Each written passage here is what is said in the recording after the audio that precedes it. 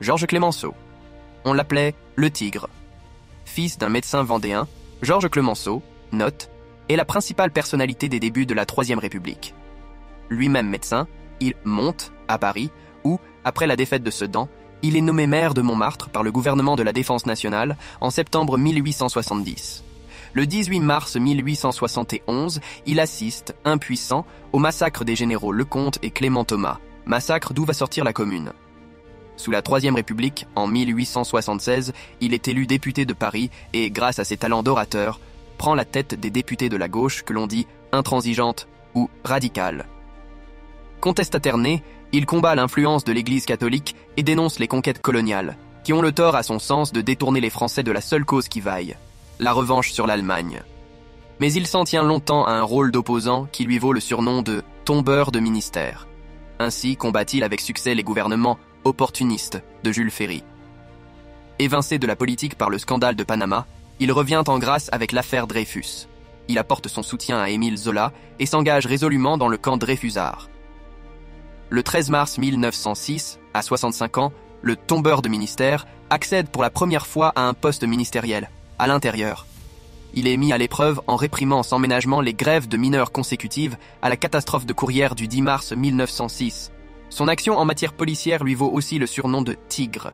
7 mois plus tard, Clemenceau forme enfin l'un des plus longs ministères de la Troisième République, du 18 octobre 1906 au 20 juillet 1909.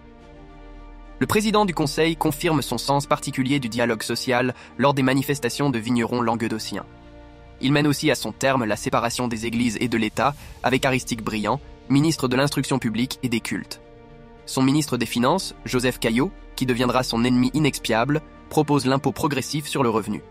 De retour dans l'opposition pendant les années dramatiques de la Belle Époque qui précède donc la Grande Guerre, Clemenceau s'affirme comme un revanchard et un va-t-en-guerre déterminé.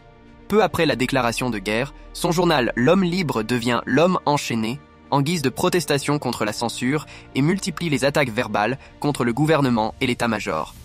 Mais, du fait de sa détermination à poursuivre la guerre jusqu'à la victoire totale, il est appelé à la tête du gouvernement par son vieil ennemi, le président Raymond Poincaré.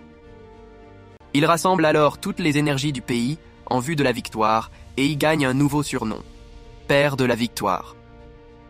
Avec affection, les poilus qui combattent dans les tranchées l'appellent plus simplement le Vieux. Il fait aussi traduire en justice les partisans d'une paix de compromis, tel Joseph Caillaux, et torpille une négociation secrète engagée par l'empereur d'Autriche. Lors des négociations du traité de paix de Versailles, Clemenceau fait en sorte de punir l'Allemagne pour sa déclaration de guerre et les destructions causées sur le sol national. Pas plus que les autres chefs alliés, il ne peut empêcher l'éclatement de l'Autriche-Hongrie en une myriade de petits États vindicatifs et indéfendables qui se révéleront des proies idéales pour le Troisième Reich hitlérien. Passé la guerre, Georges Clemenceau est élu par acclamation à l'Académie française et reste à la tête du gouvernement jusqu'au 18 janvier 1920.